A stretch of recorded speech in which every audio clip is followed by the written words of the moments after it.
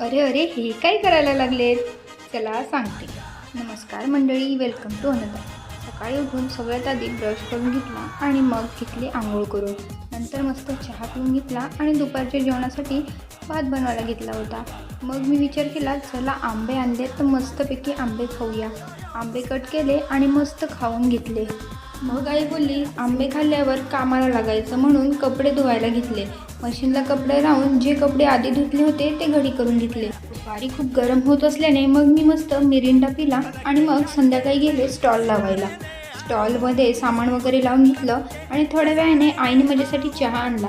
Stall बंद करून आम्ही गेलो होतो केक आणायला, कारण आज होता काकाच्या मुलीचा बड्डे.